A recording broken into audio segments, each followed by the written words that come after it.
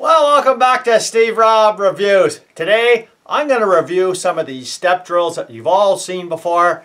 There we go, right there. And guys, I'm telling you what, some of these are as useless as a nun's cricket bat. Yes, that useless. So, what do a lot of people use? They use one of these. But you got to have a whole set of these, right? So the whole idea is, you buy one of these, and it has multiple steps so you can drill holes multiple sizes. Pretty logical, eh? Well, I'm going to show you why some of these are just total bodges and what to stay away from. First of all, most people think that they're only for, replacing actual drill bits. And they're not. You need drill bits. You're always going to need drill bits. These do not replace the drill bits entirely, and I'm going to get to that in a minute. First of all, we're going to talk about these type of drill chucks. Yeah, useless as a nun's cricket bat. These style of just having no keys and that kind of stuff, just useless garbage as far as I'm concerned. I don't like them. They're only good for like small, light duty stuff. Maybe 1/4 inch drill bits and under and that kind of thing. And this is a real drill, and you can see where you actually have to use a drill chuck. And for you that have never seen a drill chuck, because a lot of people today, they're buying all this cordless wing wang crap. There's a drill chuck, and you put it in there to tighten her up, and it doesn't get loose on you. So now, another thing that a lot of people use in conjunction with drill bits and all the other type of drilling of holes is a countersink. And I very rarely use these anymore. I'm going to show you why. But let's get to it here. I'll get a little bit of a demonstration and show you which ones to stay away from, which ones are the best, and which ones today I only use in this configuration, and the reason why. You can see that they're impact drivers. They're not them wing wang self-tightening automatic uses as a nun's cricket bat type of drill chuck holders. Let's get to it right now. Well, let's get started right here. You can see I got an assortment of these, and like this one here is very large. It goes up to 1 3/8. And I want to just show you something if I could. You see the difference between each one of the grooves? Well, that's the maximum cutting capacity is from one land to the other.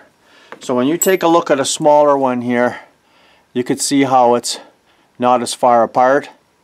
And that's about how useful they are, only for that amount of thickness. So let's just take a look at this style of drill chuck. And if you use this style, I mean, this is, quite a good cutting bit. But you know what the problem is? It's completely smooth. And with this style of chuck, it slips far too much, because these do bite in and grab really well. Now, you want to stay away from them ones when you're going shopping, and you want to really try and grab these ones. Now, I put highlighted with the red on there, and that's the flats. And they're the ones that you want to get. But if you want to go up to the style that I only buy now, well, it would be this style. And it fits right in the end of your impact driver, and I'll tell you what, this here is far superior to the rest. I like this style far better, and I'm going to show you some material that I use it on, and some of the things that a lot of people don't think about when using these, and how you can pick out different sizes to do different jobs. So let's take a look at that next. Well, what you've got here is just regular mild steel, 1/8 thick, and let's just punch a hole in here. Now, can you see how using the impact is just terrific, where if you were to have the other style of chuck, it would just stall and spin in there.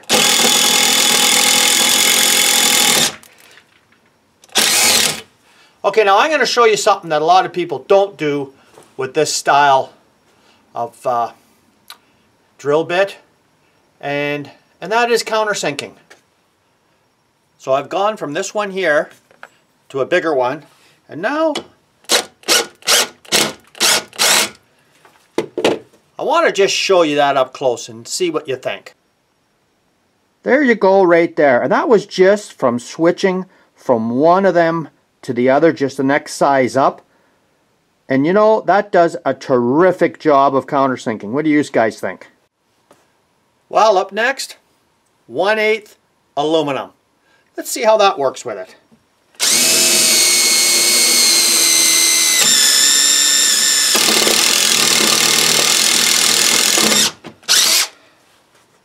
Do you notice something going on here? Yeah, it fills in. Guys, doing it with aluminum just doesn't do as good of a job. It binds up the bit, doesn't do well. In my experience, if you make a hole big first and then finish it off with a larger style if you want, it's not too bad. Aluminum, I'm not a big fan of using it with aluminum. I go back to my regular drill bits for aluminum. Well, up next, what do we got? Just thin plastic, 1/16 plastic. Guys, you want to drill yourself a hole in some plastic. It's just awesome for plastic. And most of the time, if you have any burrs at all you have to do is just go back and just buzz it off on both sides with a larger bit. And you know what? It's just so much easier switching back and forth than going with countersink bits from years ago. Well, what do you think?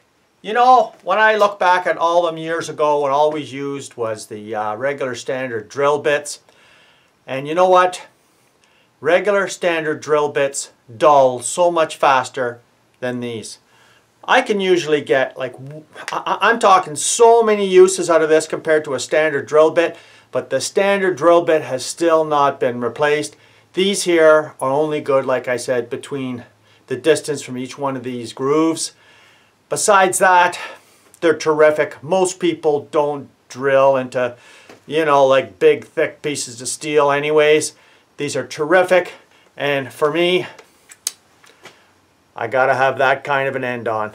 They're a little bit more expensive, but when you're shopping around for this style of step drill, I recommend this if you have a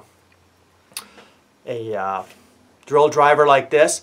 If not, these work 10 times better in a regular chuck. If you're using one of them, you know, self-ratcheting type of tightening chucks, well, they work a lot better in there because they got flats going all the way around. They're six-sided, and well, are they six-sided? Let's take a look here. 1, 2, 3. Yeah, they're six-sided, and that's the only way to go. And they come in various sizes. Like this one here is pretty big. Now, could you imagine a small little, you know, guys, like that little Milwaukee there? It'd puke its guts out on trying to drive a hole like this in a 1/8 piece of metal. You're never going to do it. You need a real drill. And so, you know what?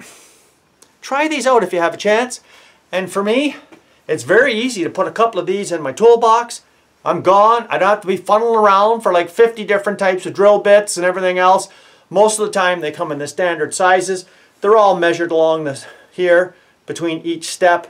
And most of the time you can just eyeball it anyways. So thanks for joining me here today. And if you haven't seen this channel before, you're welcome to subscribe. Come back again and we'll take a look at some more neat tools like this in the future.